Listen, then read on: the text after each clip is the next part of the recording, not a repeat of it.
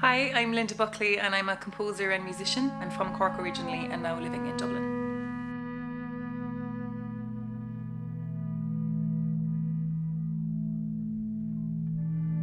The piece that we performed is called Jump, and I wrote it especially for Kate Ellis. And it has electronics and me singing as well with protest voice, and Kate of course on cello.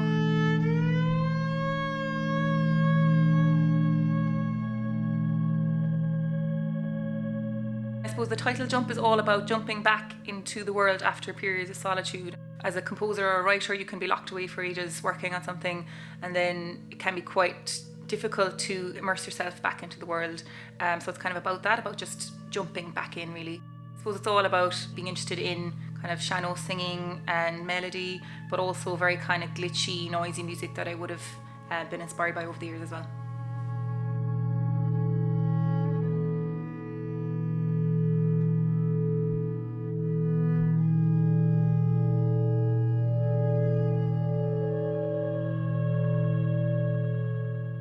I remember we had an old record player at home when I was growing up, and I'm the youngest of 9 children, so there's a lot of music in the house already. And so I was very influenced by my older brothers and sisters because they were into very cool music and they used to bring really good music into the house. So I remember actually having a record called, I think it was called Masterworks, and it was symphonic orchestral music played on synthesizers, like Flight of the Bumblebee and all these big pieces. And years later I heard the real versions. I actually preferred the electronic ones. So I think in a way that's probably why I got into electronic music later. Then another record that I remember was Cocteau Twins, and it was a record called Echoes in a Shallow Bay.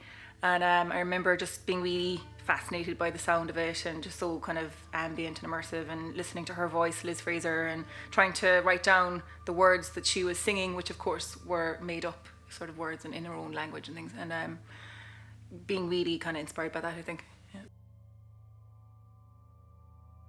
It was actually Kate Bush. I remember being very young and hearing, I suppose the first song I would have heard of hers was Wuthering Heights, and then I got into her kind of through that, into all the other stuff. And then every year for years I got a new Kate Bush record. That was like my Christmas present, so I was really into her when I was younger. Living idols. It's a little bit tricky, there's so many of them.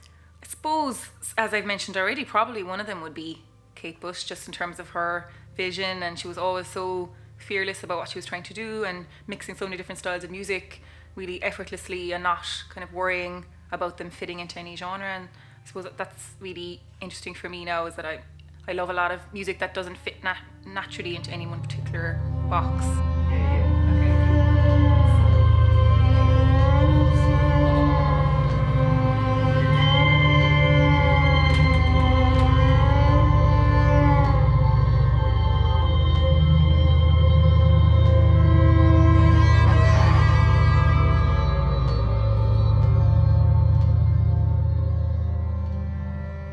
I think it would be nice to be able to be invisible, so that you could just drop yourself into lots of different situations and get a feel for lots of different kinds of worlds, without necessarily having to immediately take part in a very obvious way. I'm interested in observing and learning, and I'm always curious about other things, so and learning new things, so I think that would be a handy one for that.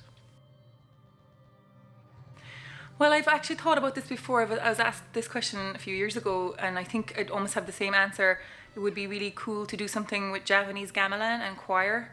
I always wanted to combine those things because I think they would work really well together, and it hasn't been done that much yet, because I've written a lot for gamelan and choir separately, but never merging them together. So I think that would be really nice to do. There's a few things coming up now that are interesting. I'm flying off to Sweden on Monday morning, where I go to a little island in the Baltic Sea called Gotland.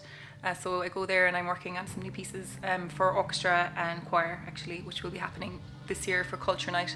And I have new pieces coming up then for piano and for the Crash Ensemble and people like that as well.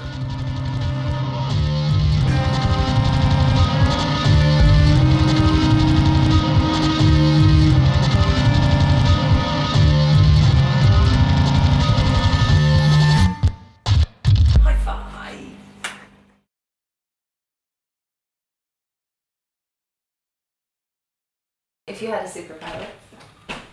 Oh, I know what that is. We talked about this the other night. Oh, did we? Being invisible. Oh, yeah. Could you just make me a bit more invisible? Sorry, can I just ask, do I look at you or do I look into the camera?